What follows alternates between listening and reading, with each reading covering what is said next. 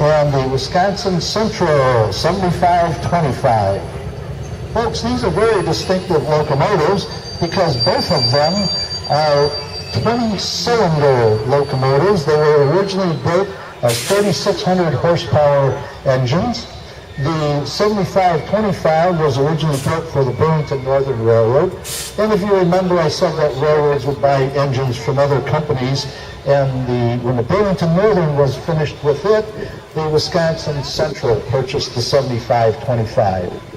Its paint livery today is in the Operation Lifesaver paint scheme. And we want to remind everyone that Operation Lifesaver is an effort by the railroads to make everybody cognizant of railroad safety and safety when you're around railroad tracks. Remember to look both ways before crossing tracks and never step on a rail. The 92 is a very distinctive locomotive. The 92 was built in 1967 by the Electromotive Division of General Motors in LaGrange, Illinois. And it was one of a group of 10 locomotives and the last locomotives that were built exclusively for passenger service. The Santa Fe bought 10 of these for their crack trains, the Super Chief and the El Capitan. And they had these on their famous passenger trains until the advent of Amtrak in 1971. The paint scheme that's on the 92 is very distinctive.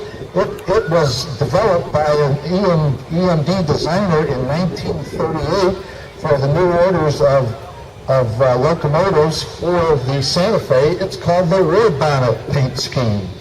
And this scheme was used on the 10 passenger engines that were built in 1967, this one, and then adopted by the Santa Fe in 1990 for the scheme for their new super fleet. Folks, the engineer on the 7525 on the Santa Fe 92 is Ray Wirt. Ray is a longtime volunteer here and a professional railroad. He's also somewhat of a whistle artist, known as a whistle artist here at the Illinois Railway Museum. So kids, cover your ears now, because Ray's merciless. Cover your ears, and Ray's going to blow the horns and pass in review.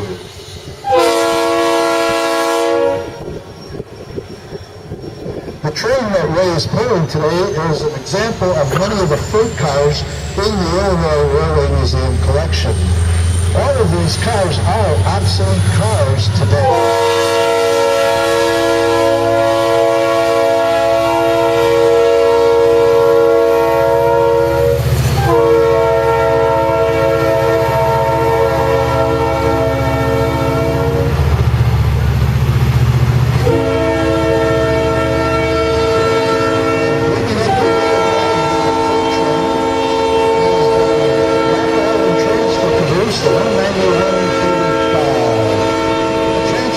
Is a type of caboose that was used by the railroads when they were moving trains between the yards of the different companies.